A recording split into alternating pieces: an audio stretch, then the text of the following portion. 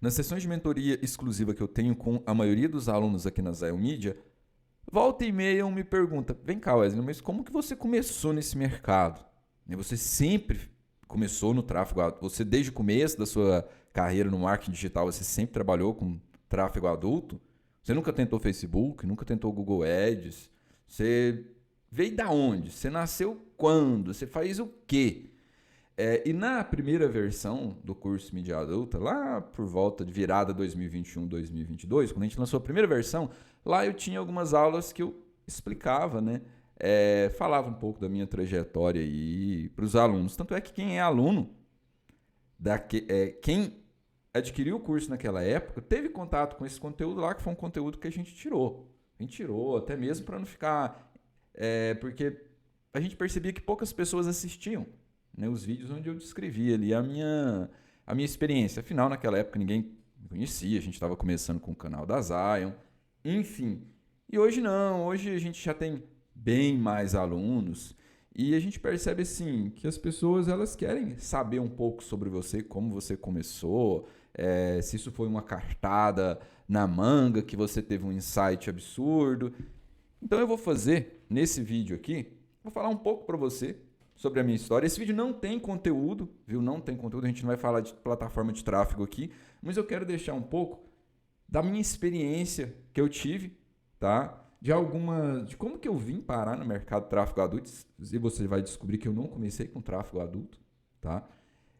Mas assim, não vai ter conteúdo. Então, se de repente assim você tá aqui no canal só pelo conteúdo, né, você pode ficar à vontade para sair. Mas eu quero dividir aqui algumas coisas com você com relação à minha trajetória até hoje e se no futuro, se de repente a galera gostar desse vídeo aqui, eu gravo outro falando o que eu acho, o que eu acredito e o que como empreendedor eu torço para que aconteça no futuro. Apesar das projeções técnicas que a gente tem, anunciar não é só técnica.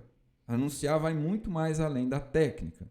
Anunciar, eu falo muito isso, você tem que ter um feeling. Você tem que... E esse feeling eu não consigo te ensinar. Ninguém consegue te ensinar a feeling através de um curso digital, através de um vídeo digital, através se você colar em alguém, e eu fiz isso bastante, você viver, você começar a pensar como aquela pessoa, você mergulhar dentro da mente dela para você entender por que ela toma aquelas decisões. Mas não vão ser só técnicas. Então eu acredito que para você entender se você foi uma das pessoas que me perguntou em uma sessão de mentoria exclusiva ou até durante a live como que eu comecei nisso aqui, cola nessa ideia que eu vou te passar aqui de como, né, eu acredito que vem o meu feeling. Porque prática pode te ajudar? Pode. A prática pode te ajudar. Mas eu acho que feeling, eu acho que na hora de você sentir, né, se aquilo ali vai dar bom, não vai ser só técnica, não vão ser só dados. Você tem que ir além disso aí. E esse além disso aí, eu acredito piamente que é o que faz a diferença, tá? Qualquer curso, né, o curso Mídia Adulta, você pode pegar qualquer curso do Facebook, do Google, que eu já digo que são plataformas que eu nunca anunciei. Eu tentei, anos atrás, eu ajudei um amigo meu a vender um carro pelo Facebook, juntou nós dois lá e criamos um anúncio. Graças a Deus o carro dele foi vendido rapidamente e eu nunca mais mexi com o Facebook. Tanto é que quando eu comecei a fazer anúncios online, a promover ofertas online, eu fazia tudo basicamente no tráfego orgânico, tá? É o que eu vou te contar daqui a pouquinho. Mas esse negócio de poder de decisão de feeling, curso nenhum. Nenhum curso, nem o curso Mídia Adulta, nem qualquer curso que você encontre aí sobre técnicas de anúncio vai te passar isso. Vai te dar um norte, vai te orientar. A prática também vai te trazer isso aí. Essa divisão de conhecimento que eu tento transmitir aos alunos nas sessões de mentoria e também nas lives também ajuda. Mas a gente está sempre aberto. Tá? E tem alunos nossos que estão muito bem, mas porque eles não perdem uma live, eles colam na gente. Olha, eu quero fazer uma sessão de mentoria. Tem aluno que já faz sessão de mentoria com a gente há anos Desde que a gente começou, é aluno e a pessoa faz sessão de mentoria. Por quê? Eles entenderam que, vem cá, não é só anunciar. Eu tenho que colar nessa turma. Eu tenho que ficar junto ali para pensar como eles pensam, para enxergar o que eles enxergam. E aí que entra, você não consegue fazer isso só com técnica. Eu considero que eu sempre fui um cara muito observador.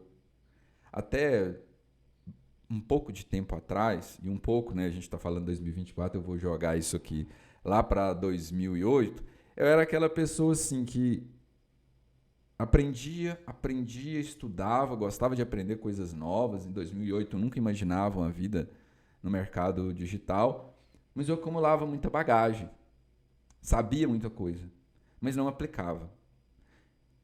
Até mesmo na faculdade que eu estudava, que era engenharia civil. Eu adorava estudar, eu sempre me amarrei em geometria, sempre me amarrei em cálculo, mas eu não conseguia fazer a ligação prática daquilo. Vem cá, como que eu vou aplicar? Por que eu estou aprendendo esse tanto de tráfego aqui, X, Y, Z? Onde que eu vou usar isso?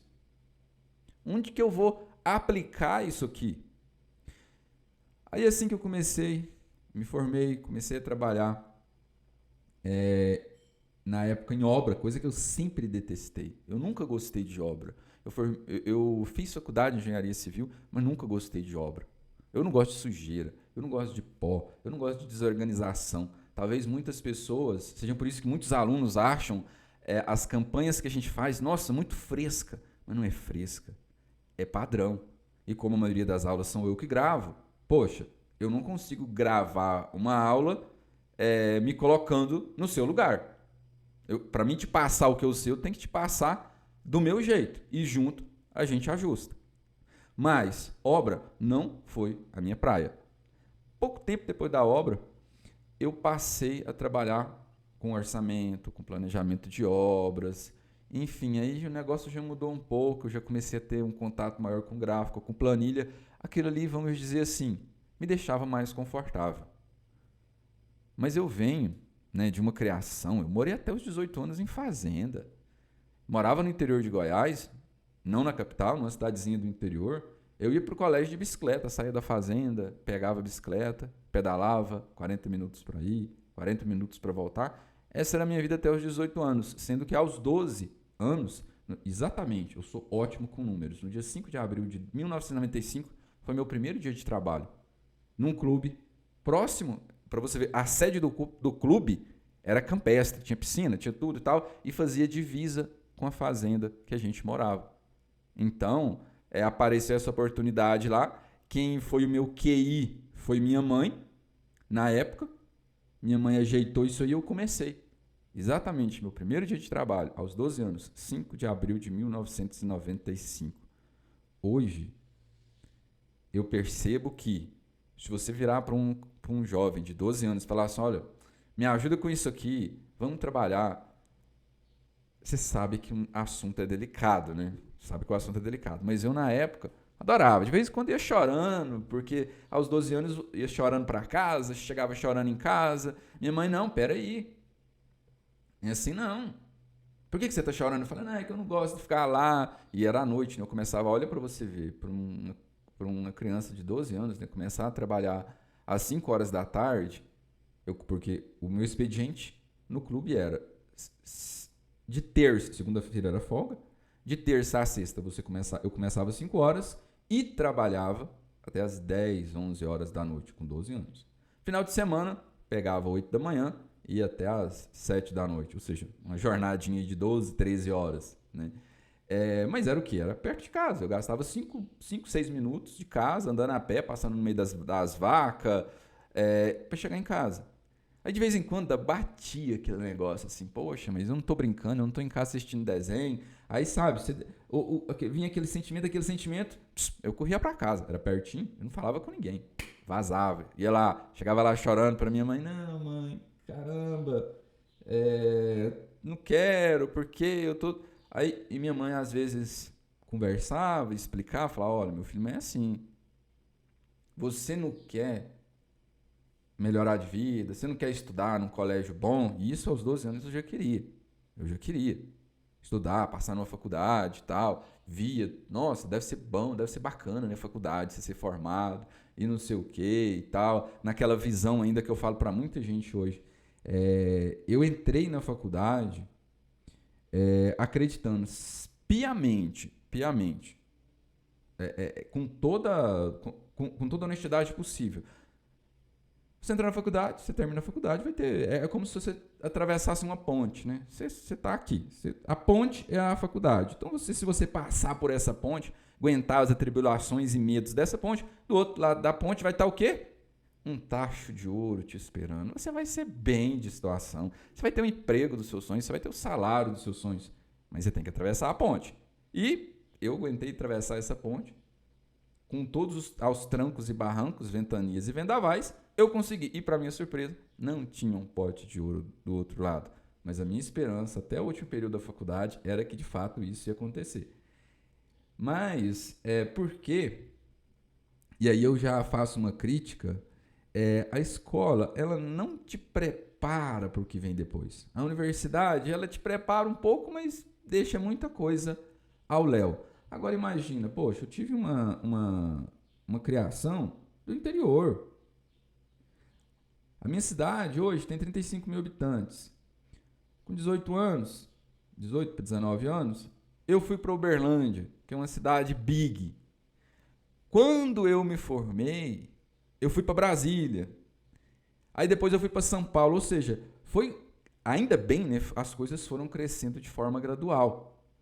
Mas aquele tacho de ouro, aquelas ilusões que eu vejo que até hoje eu vejo, eu tenho parentes com filho na faculdade, entrando e tal, a gente ainda tem essa coisa hoje, né? Apesar do fluxo de informação ser grande, a gente pensa que a gente tem muita esperança, mas a gente não quer pôr a mão na massa, a gente não quer ir atrás. Toda a verdade é jogada para você e você aceita e pronto. E eu falei isso num vídeo anterior. Olha, eu faço lives. Eu fico sem graça quando eu chego no final da live e falo, pessoal, alguém tem dúvida? Não, ninguém tem pergunta. Poxa, você não vai questionar o que eu te falei? Você não vai levantar dúvidas sobre o que eu falei? O que eu falei, eu posso garantir que funciona. Mas tem outras formas de fazer aquilo ali. E eu digo para você, os nossos alunos de maior sucesso são aqueles que entendem o que a gente faz e faz diferente. Muda alguma coisinha aqui e ali. Mas eu percebo que até hoje, né? Hoje eu já tenho mais de 40 e já vejo que não mudou isso aí, sabe? Você ainda é meio levado aos trancos e barrancos num senso comum de que, só a faculdade vai resolver sua vida. E não vai. Infelizmente, não vai. Para a minoria resolve, mas para a grande maioria, e eu estou nessa maioria, faculdade não resolveu minha vida. Mas esse negócio de faculdade resolver vida, não é a faculdade que está errada. Ela tem deficiências em não te preparar para o mercado de trabalho. Mas a falha é nossa. Em não buscar atrás, não ir atrás do conhecimento que vai nos proporcionar sermos felizes. Eu não diria bem-sucedido. Felizes. Eu, para um cara do interior, que 1 ano depois de formar, já estava trabalhando em São Paulo, uma das maiores, se não a maior cidade da América Latina, aplicando aquilo que eu já havia estudado, já estava de bom tamanho. Mas, digamos assim, o tamanho importa sim, tá? Sem visões de duplo sentido. O tamanho vai depender. E eu comecei a achar que o negócio estava pequeno para mim, sem duplo sentido, no final de 2010. Eu me mudei para São Paulo em 2008, final de 2008, e como a minha família é aqui do interior de Goiás, então eu lembro bem, eu pegava um ônibus na sexta-feira, lá na rodoviária do Tietê, às 19 horas, chegava na minha cidade no sábado por volta das 9, 10 horas da manhã do sábado, descansava, passava um tempo com meu pai, na época minha mãe já era falecida, E no domingo, 16 horas, começava, né, a saga para voltar para São Paulo de ônibus também, porque eu tinha que começar a trabalhar tinha que bater o ponto, né? 8 horas da manhã da segunda-feira. Aquilo com o tempo foi me causando um desconforto, um cansaço, que se eu fizesse, eu fazia isso aí a cada 3 finais de semana. No final de 2010, eu pensei, cara, esse trem não tá dando certo, isso tá me cansando demais, porque eu sou uma pessoa muito família. Eu não me cansava da viagem de ônibus, que era prazerosa. Poxa, eu tô indo e voltando das minhas raízes, eu tô indo visitar meu pai, meus tios, minhas tias, enfim. Era sempre muito divertido, a gente sempre dava muito risada junto, como dá até hoje. Mas, puta merda, por que que de repente eu não podia, né? Que você já ficava tenso, você já saía, eu já entrava no ônibus no Tietê às 19 horas da sexta, já pensando na volta. Olha, o ônibus não pode atrasar na volta, senão eu não vou bater o ponto na hora certa e tal. Aí depois eu vou ser divertido e não sei o que. Eu não quero RH no meu pé me enchendo o saco. Então eu tinha esse compromisso como eu tenho até hoje. O negócio que eu aprendi é cumprir horário. Detesto quando a gente tem que reagendar um cliente ou reagendar uma mentoria. Detesto isso.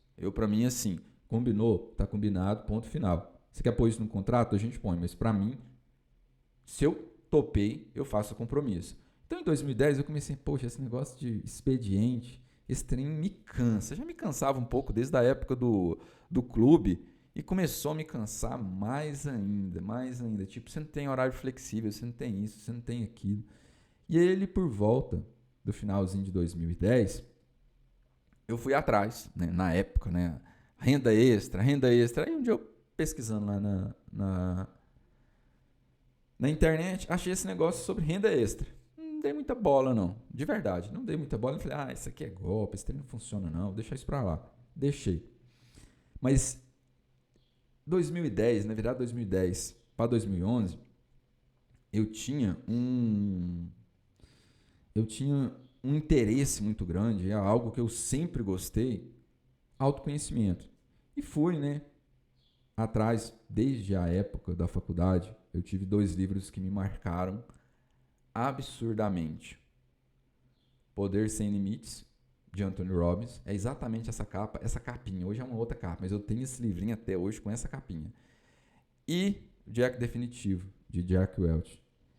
Esses livros aqui, eu diria que eles são responsáveis por mais de 75% do que eu sou hoje, porque eles me ensinaram, eles me mostraram a raciocinar, a pensar a vida, a gente, né, e o mundo que nos cerca de uma forma mais plena.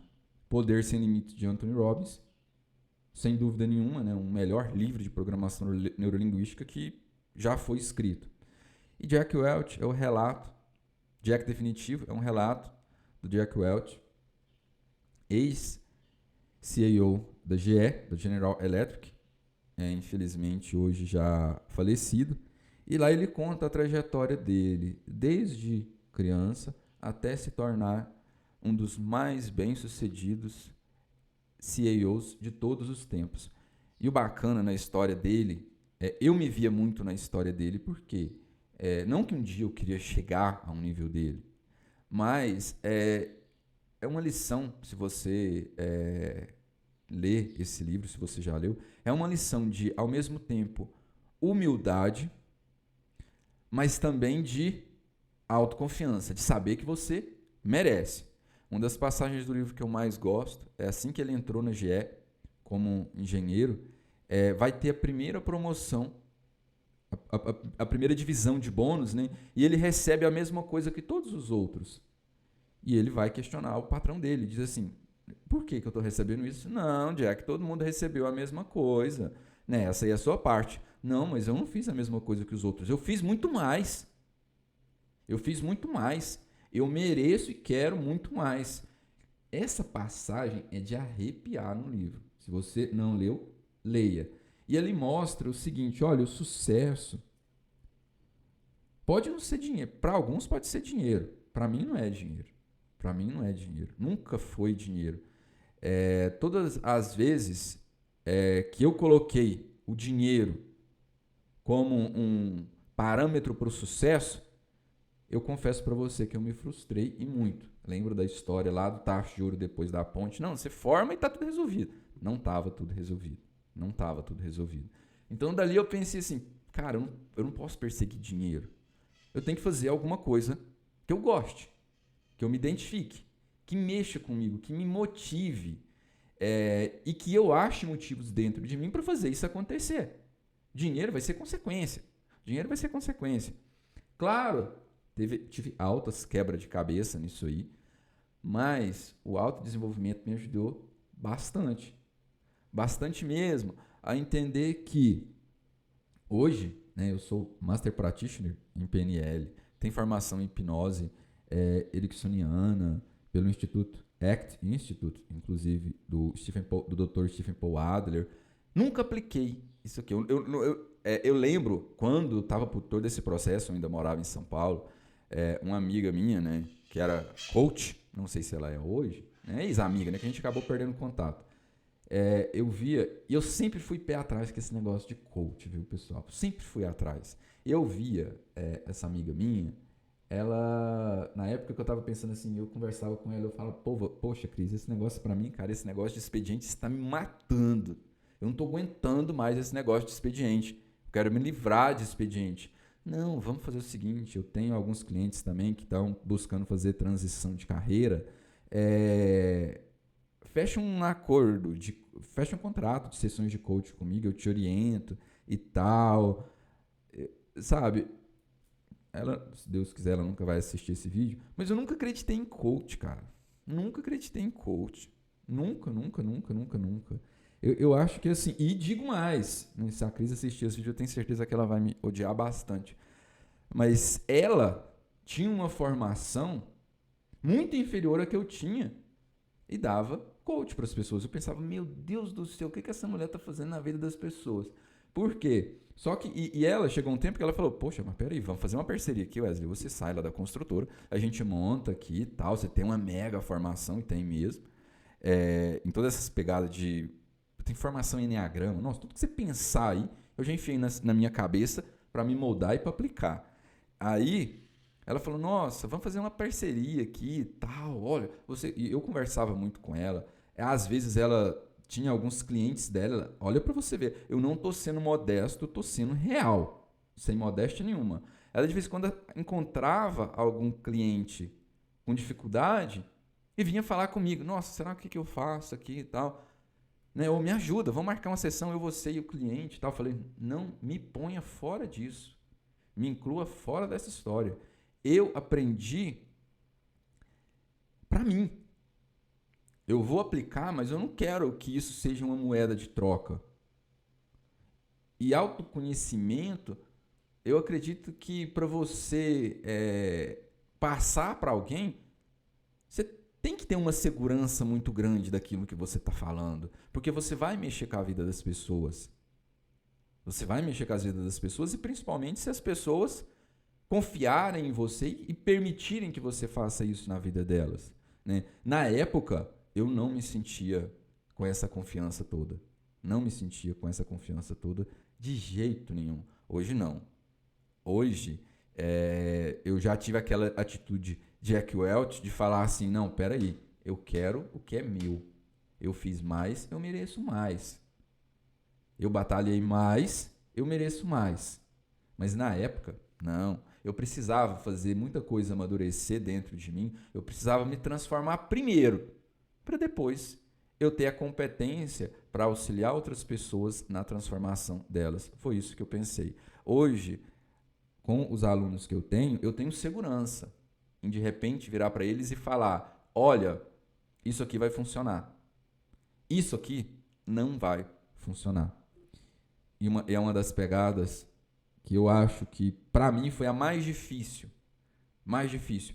Eu não me importo de alguém olhar para o que eu faço e falar, você faz errado. Claro, beleza, eu faço errado, mas para mim dá certo. E eu mostro que para outras pessoas também pode dar. Eu não tenho medo de opiniões contrárias. Eu recebo críticas e aprendi a lidar muito bem com essas críticas. Por quê? Porque eu amadureci, eu me transformei, eu tenho segurança do que eu sou e do que eu faço. Me aborrece muito mais a indiferença. E essa indiferença, eu vejo muitos, até alguns alunos mesmo, eles falam, nossa, mas assim, ninguém incentiva, né?